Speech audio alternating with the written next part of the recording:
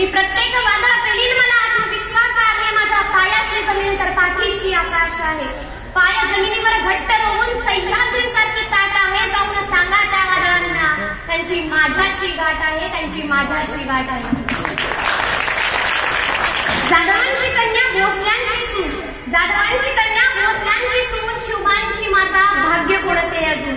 स्वराज्याची पताका नाही अभिमानाने डोलते. लक्ष देऊ नाही का मी जिजाऊ बोलते, मी जिजाऊ बोलते. आजच्या परिस्थितीमुळे खडबडून जागी झालेली ही तुमची जिजामाता.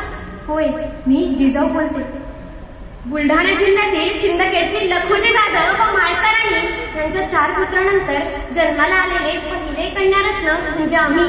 जिजा, जिजा म्हणजे जय आणि विजय. लहानपणापासूनच आम्ही अशा घरात मोठा झालो जिथे तलवारबाजी, दांडपट्टा, घोडेस्वारी हे तर नित्याचे. त्यावेळी या महाराष्ट्राच्या भूमीवर अनेक स्वकीय आणि परकीय सत्ता तयार नाचत होत्या. स्त्रियांची अब्रूच्या अब्रू लुटली जात होती. अनेक मायांच्या कुंकवाचा धनी मारला जात होता. लोक हाडाची काढ आणि रक्ताचं पाणी करून जगत होती. या महाराष्ट्रातला माणूस जगता जगता मरत होता आणि मरता मरता जगत होता. शेतकऱ्यांची अवस्था तर त्याहूनही वाईट होती. पिकवावा आपण पण कणकी मात्र बादशहाची भरावी. घाम गाळावा आपण पण पोट मात्र भरू नये अशी दयनीय अवस्था आम्हाला बघवत नव्हती. या अन्यायाविरुद्ध लढणारा एक वीर आम्हाला उभा होता. आणि अशातच जाधवचे भोसले अर्थातच शहाजीराजे भोसले यांच्याशी आमचा विवाह झाला. आमच्या माहेरची आणि सासरची मंडळी एका युद्धाला गेली असताना खंडेराय सरदाराचा हत्ती पिसाळला आणि एकमेकांवर चुकून बाद झाले. निजामशाहीने आमच्या पाठीमागे आमच्या भावांना, आमच्या वडिलांना सर्वांना संपवले. या निजामशाहीने केलेली क्रूरता आमच्या हृदयाला पोखरत होती. पण आम्ही करणार तरी काय? आमचे मोठे पुत्र संभाजी त्यांच्या आबासाहेबांबरोबर होते. आम्हाला स्वातंत्र्य हवे होते, आम्हाला स्वराज्य हवे होते. म्हणून आम्ही शिवाई मातेला साकडं घातलं. हे शिवाई माते, आम्हाला एक असा पुत्र दे, असा पुत्र दे जो अन्यायाला वाचा फोडेल, आया बहिणींचे रक्षण करेल. उन्मातल्या सिंहासना निर्दालन्या सामर्थ्य दे, उन्मातल्या सिंहासना निर्दालन्या सामर्थ्य दे. निर्दालन्या या दैत्य झुंडी अंबिकेवर दान दे, निर्दालन्या या दैत्य झुंडी अंबिकेवर दान दे. मग अस्त्र दे, मग शस्त्र दे, मग अस्त्र दे, मग शस्त्र दे, मग पुत्र दे, मग पुत्र दे. कारण या महाराष्ट्राच्या भूमीला हवा होता येणारा झंकार, जगमगता पेटता अंगार. आणि अखेर ती वेळ आली, सह्याद्रीची गर्जना झाली. 19 फेब्रुवारी 1630 रोजी रयतेचा कैवारी छत्रपती शिवाजी यांचा आमच्या पोटी जन्म झाला आणि स्वराज्याची घोडदौड सुरू झाली. पण आज 350 वर्षांनंतरही आपल्याला शिवाजींची गरज भासते, आमच्या शिवबांची गरज भासते.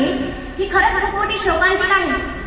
आज वाटतं भल्या पहाटे उठावं, रायगडाच्या पायऱ्या चढाव्या आणि माझ्या शिवबाला साथ घालावी, हाक मारावी आणि म्हणावं, विचारावं, शिवबा तुम्ही कशी सांभाळली तुमची प्रजा, तुम्ही कशी सांभाळली तेवढी मोठी बलाढ्य ढाल आणि तलवार.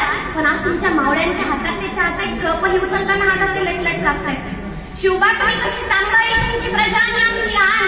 पण आजचे म्हणतात आम्ही 2 आणि आमचे 2, आम्ही 2 आणि आमचे 2. आमचा झाला 1 चौकोन, चौकोनातले गेले 2. उरलेल्यांना आधार अशी परिस्थिती या महाराष्ट्राची झाली आहे.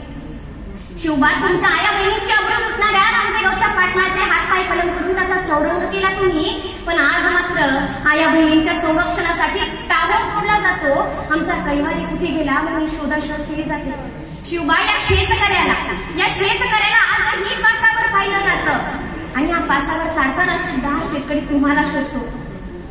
शिवबा या शेतकऱ्यांच्या शेतात आजही सोनं पिकतंय पण शेतमालाला भाव नाही म्हणून उभं पीक कसं सडतंय.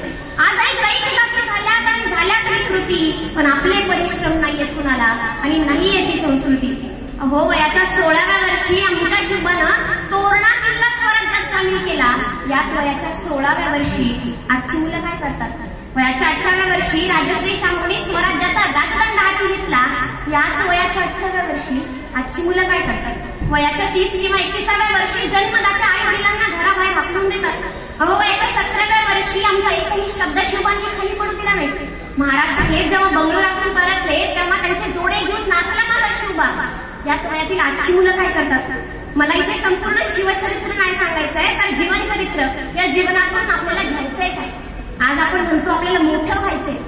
मोठं म्हणजे काय हो? नक्की श्रीमंत व्हायचंय, मोठा अधिकारी व्हायचंय, मोठं व्यावसायिक व्हायचंय. वा छान, व्हायलाही हवं, पण त्यात आपण माणूस म्हणून जन्माला आलो हे विसरता कामा नये. आज माणुसकी म्हणजे काय? माणसात माणूस पाहायला मिळत नाही. आपल्याला माणुसकी सापडेल तरी कुठे? जाती धर्माच्या या गर्दीत जो फक्त मी भारतीय आहे अशी ओळख देईल ना, तिथं सापडेल आम्हाला माणुसकी.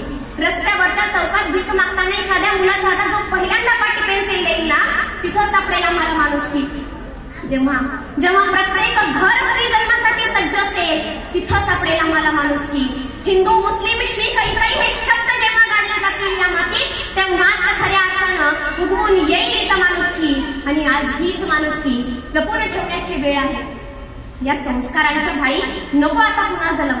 या संस्कारांच्या भाई नको आता पुन्हा जलम. येथे कुजल्यात मशाली आणि मुजऱ्यातील नमन. पुरे झाले आता अधिक पेलवत नाही. पुरे झाले आता अधिक पेलवत नाही. या मुर्दंड शरीरात आणि धुपत नाही.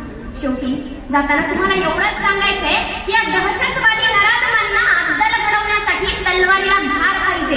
या दहशतवादी नराधमांना अद्दल घडवण्यासाठी तलवारीला धार पाहिजे. आणि पुन्हा एकदा या महाराष्ट्राच्या मातीला आम्ही आणि आमचा शोभा पाहिजे. आम्ही आणि आमचा शोभा पाहिजे.